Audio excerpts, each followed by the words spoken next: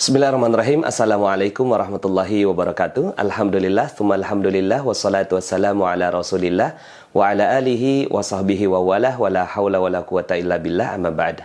Saya doakan Anda semua mendapatkan keberkahan, kemuliaan, kejayaan, ketinggian dari Allah Subhanahu wa Ta'ala, sehingga Anda semakin dekat dengan cita-cita Anda, harapan Anda, hajat-hajat Anda, dan juga semakin dekat dengan Allah Subhanahu wa Ta'ala. Amin ya rabbal alamin.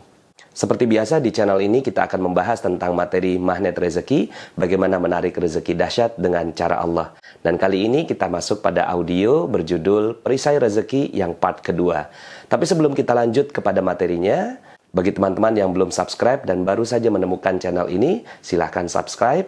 Insya Allah Anda akan mendapatkan materi-materi yang terbaik dari channel ini. Oke, mari kita bahas tentang materi perisai rezeki dan pendalaman dari part yang sebelumnya. Mungkin sebagian di antara Anda ketika melihat video sebelumnya mengatakan bahwa aduh materinya kok berat sekali ya bicara tentang dosa. Saya ingin mengajak Anda semua untuk melihat gambaran keseluruhannya. Bahwa sebenarnya Allah Subhanahu wa Ta'ala berikan keajaiban untuk Anda. Kan di video sebelumnya saya sudah mengatakan bahwa manusia itu ajaib. Anda adalah orang yang ajaib. Tapi kenapa tidak ajaib? Karena ada dosa yang menghalangi. Sebenarnya bicara tentang logika ini malah jauh lebih sederhana dibandingkan dengan ilmu-ilmu yang selama ini kita pelajari. Kita ingin mendapatkan sesuatu lalu kemudian kita bekerja keras. Padahal sebenarnya tidak perlu bekerja keras seperti itu. Kalau seandainya kita tahu logika berpikir ini, hilangkan saja dari dosa, hilangkan saja perisainya, maka keajaiban akan datang pada kehidupan Anda. Malah sebenarnya logikanya jauh lebih sederhana. So, saya ingin mengajak Anda semua untuk melihat ini sebagai sebuah proses. Ketika kita ingin mendapatkan keajaiban, maka sederhana. Hilangkan saja dosanya, maka insya Allah rezeki akan datang dengan sendirinya. Kan sederhana. Dibandingkan dengan kita harus bekerja keras. Betapa banyak orang yang bekerja keras. Tapi dia masih menggunakan perisainya kemana-mana. Ya, dia pegang perisainya, dia pegang dosanya. Kemudian dia berusaha, dia bekerja, pergi pagi pulang sore, pergi pagi pulang malam. Bukannya malah mendapatkan sesuatu, malah dia akan mendapatkan hal yang tidak nyaman dalam kehidupannya. Ilmu magnet rezeki tujuannya bukan untuk memperberat. Sebaliknya, ilmu magnet rezeki bahkan untuk memperingan kita mencari rezeki. Ketika Anda sudah mau menerima logika ini bahwa perisai rezeki kita lah yang menghalangi dari keajaiban rezeki kita, maka bismillah, materi yang berikutnya akan bermanfaat untuk kita semua. Perkenankan saya menceritakan tentang awal mula saya bertemu dengan ilmu magnet rezeki ini. Satu saat saya berjalan bersama dengan sahabat saya, ada 12 orang. Ada satu orang sahabat saya bertanya kepada seorang guru, "Kiai, kenapa sih hidup ini penuh krisis, ngantri BBM, banyak orang miskin dan seterusnya?" Saat itu saya masih berpikir logika. Ya iyalah mungkin karena orang tuanya nggak kasih pendidikan. Ya iyalah mungkin karena dia malas. Ya iyalah mungkin dia nggak memiliki ilmu bisnis dan seterusnya. Tapi ternyata pertanyaan sesederhana itu dijawab dengan serius oleh Kiai. Kiai bertanya balik, sebenarnya untuk apa diciptakan manusia? Saya menjawab untuk beribadah gitu ya. Tapi kemudian kata Kiai, salah. Untuk apa beribadah? Aduh, saya agak kaget ya. Karena baru ketemu dengan seorang kiai yang mengatakan hal seperti ini. Karena sebelumnya saya meyakini bahwa hidup adalah untuk beribadah. Wa ma khalaqtul jinna wal insa illa liya'budun. Tapi kata kiai, bukan untuk itu. Saya jawab lagi, untuk menjadi khalifah kiai. Salah kata kiai. Ya karena salah semua ya udah saya diem aja. Lalu kemudian kiai mengatakan, sebenarnya Allah menciptakan kita untuk dimuliakan dan dimanja. Allah menciptakan kita untuk berbahagia. Allah menciptakan kita untuk bersenang-senang. Allah nggak mau kita susah. Allah nggak mau kita berat. Allah nggak mau kita capek-capek mencari nafkah. Kata kiai seperti itu. Sebenarnya ketika diciptakan oleh Allah Subhanahu wa Ta'ala manusia, tujuannya satu, untuk dimuliakan dan dimanja. Ketika diciptakan Nabi Adam, lalu kemudian Allah Subhanahu wa Ta'ala memerintahkan kepada Nabi Adam, uskun anta wa zaujukal jannah. Duduk diam engkau ya Adam beserta istrimu di surga. Wa kula minha ragadan haitsu syi'tuma. Makan semua yang ada. Akhirnya begitulah kehidupan kita. Manusia awalnya untuk menikmati semua yang Allah Subhanahu wa Ta'ala ciptakan untuk kita. Tapi ada tapinya, wala taqraba hadhihi syajarah. Tapi jangan sentuh-sentuh ini pohon. Malah disentuh oleh Nabi Adam. Apa yang terjadi? Turun ke bumi, Lalu kemudian dia harus berproses. Itu ada pohon, panjat, petik, kupas, masak, baru makan. Lebih susah hidupnya. Maka kata Kiai, sebenarnya Allah Subhanahu wa Ta'ala ciptakan kita semua untuk bersenang-senang, untuk hidupnya ajaib. Di mana? Di surga. Tapi kenapa hidupnya nggak ajaib? Karena satu yang dilakukannya, dosa. Jadi dosalah yang membuat hidup kita sulit. Dosalah yang memisahkan antara diri kita dengan surga Allah Subhanahu wa Ta'ala. Di surga hidupnya ajaib. Karena ada dosa, maka keajaibannya hilang. Apakah dosanya berhenti? Kata Kiai. Enggak Kiai, dosa lagi. Akhirnya nggak boleh metik, sekarang nanam. Ambil benih di tempat yang lain, ditanam, ditunggu. 5 tahun baru bisa dimakan. Lebih susah hidupnya? Lebih susah. Karena apa? Karena dosanya nambah. Apakah dosanya berhenti? Enggak, dosa lagi manusia. Akhirnya nggak boleh nanam. Beli sekarang. Kerja keras banting tulang. Pergi pagi pulang sore, pergi pagi pulang malam untuk membeli sesuatu. Lebih susah hidupnya kata Kiai. Iya Kiai, lebih susah.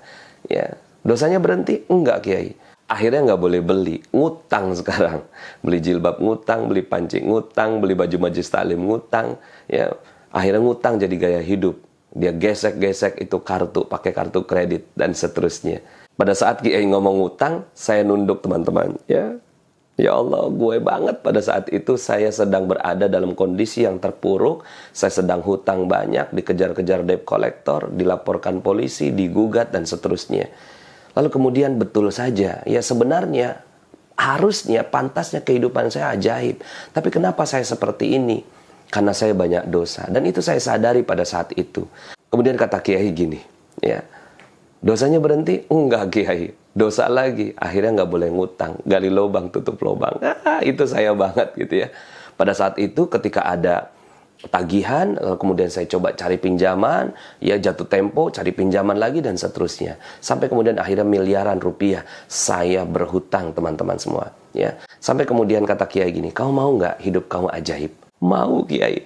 Kau mau nggak kamu kembali pada kehidupan keajaiban kamu? Mau Kiai. Kau mau nggak selesai semua persoalan hidup kamu? Mau Kiai.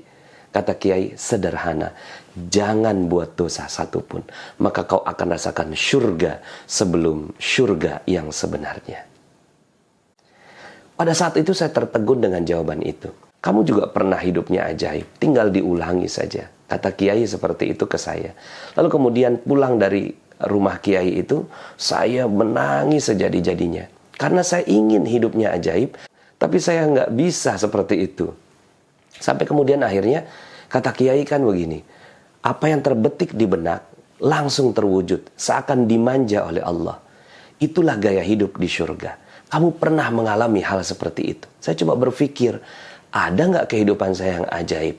Pada saat itu perenungan saya sampai pada sebuah kisah. Jadi saya bertemu dengan Kiai itu tahun 2010. Nah sementara saya bertemu dengan sebuah kisah yang terjadi pada kehidupan saya di tahun 2002. Pada saat itu saya ikut istri dapat beasiswa S2 di Malaysia. Kemudian saya ikut, kata teman di sana, insya Allah bisa dapat visa, insya Allah bisa dapat pekerjaan. Ternyata alhamdulillah dua-duanya nggak dapat. Akhirnya saya jadi pengangguran di negeri orang. Setiap hari yang saya lakukan adalah mengantarkan istri ke kampus, pulang tutup pintu, tutup jendela, malu dilihat orang Malaysia. Sampai kemudian istri saya saat itu hamil dan ngidam, tiap hari minta sayur. Saya pergi beli sayur, dia masak, besok dia minta lagi. Bang, belikan sayur. Saya pergi beli sayur, kemudian dia masak. Sampai kemudian akhirnya saya menghayal, enak ya kalau punya kulkas. Ya, belinya sekali untuk dimasak 1 minggu gitu ya.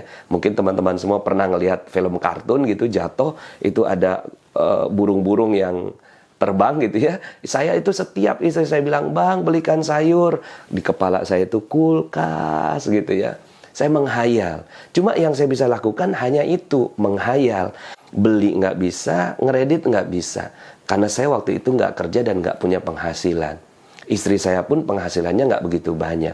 Enaknya pengangguran itu kan dekat dengan masjid gitu ya. Setiap ada azan, saya datang ke masjid. Nah pada saat itu, saya berdoa. Ya, doanya benar, Rabbana atina fid dunya hasanah. Tapi kepala mikirnya kulkas ya Allah, kulkas ya Allah. Sampai kemudian ketika keluar dari masjid, ada kulkas dibuang. Ya, saya dekati kulkas itu, saya buka pintunya, kemudian saya lihat masih ada bunga esnya, berarti baru dibuang.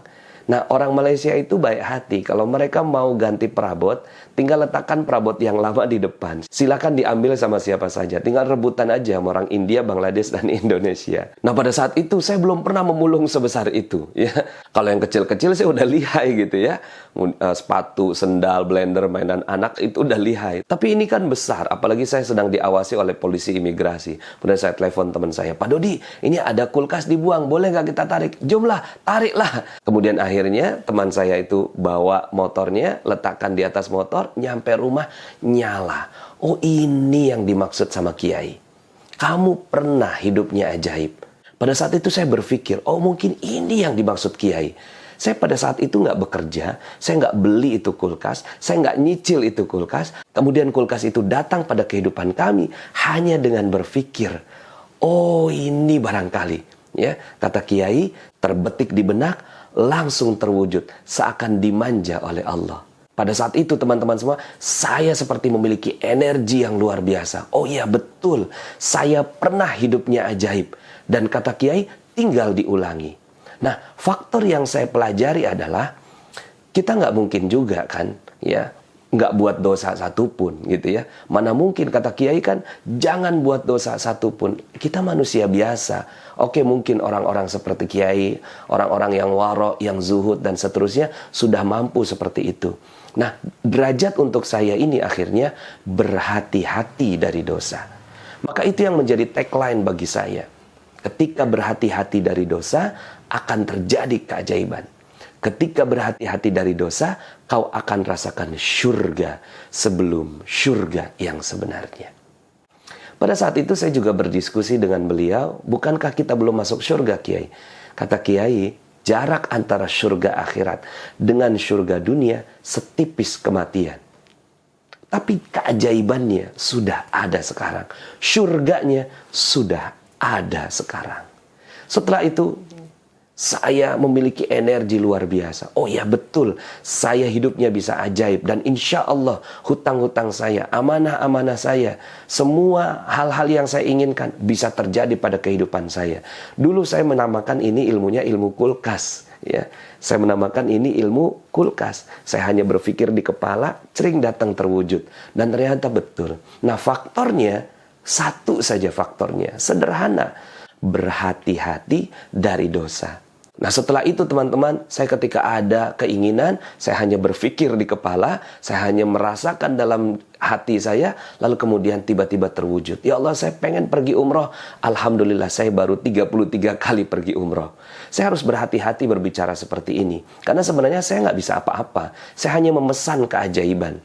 Cuma, itulah Allah Subhanahu wa Ta'ala. Yang saya ingin sampaikan kepada Anda semua adalah keajaiban Allah Subhanahu wa Ta'ala. Yang hebat ya tentunya Allah. Saya nggak bisa apa-apa, saya hanya memesan keajaiban. Saya hanya berpikir di kepala, ya Allah saya pengen pergi umroh. Waktu itu saya pernah mendengarkan ceramah Ustadz Yusuf Mansur, kalau jarak antara beliau dengan Ka'bah itu seperti pintu samping. Ya, ngebuka, udah Ka'bah. Dalam hati saya, ya Allah saya pengen seperti itu. Lalu kemudian saya tanamkan pakai ilmu kulkas gitu ya, yang dulu saya yakini, subhanallah. Tiba-tiba ada yang telepon, Pak Nas, ini ada Ustadz nggak jadi berangkat, boleh nggak Pak Nas gantikan? Tapi saya bukan Ustadz, udah gampang Pak Nas, yang lainnya semua akan ada mutawif di sana.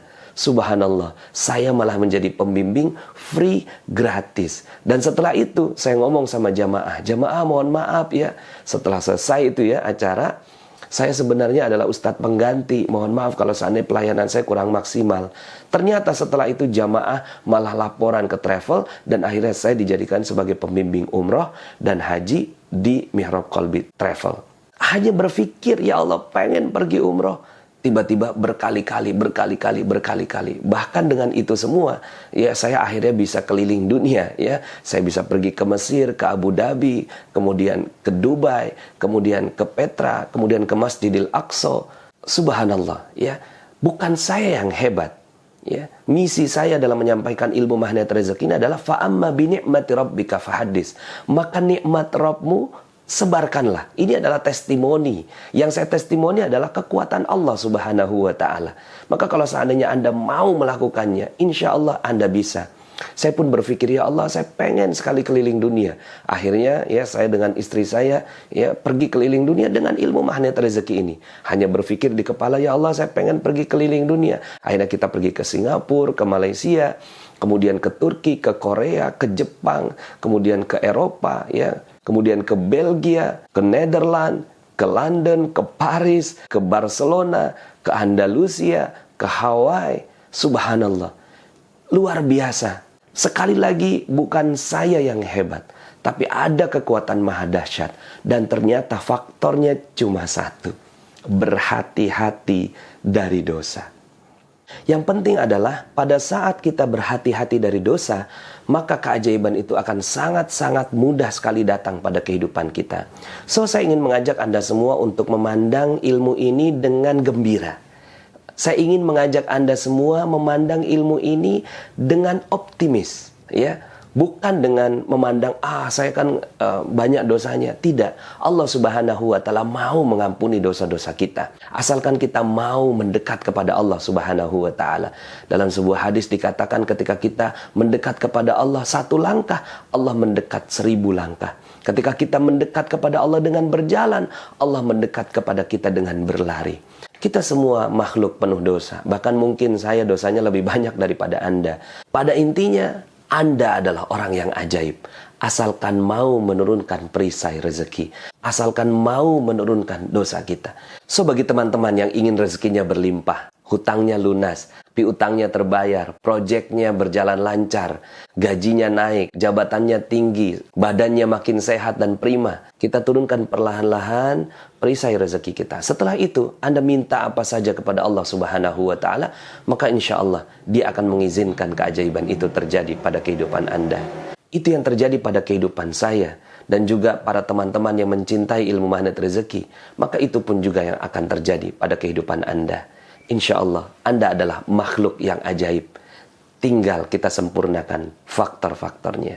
Dan insya Allah dalam video-video berikutnya kita akan lanjutkan materi ini sampai Anda menemukan potensi terbesar diri Anda dan menjadi makhluk ajaib sebagaimana yang Allah Subhanahu wa Ta'ala inginkan untuk Anda. Saya Nasrullah, sampai jumpa. Assalamualaikum warahmatullahi wabarakatuh.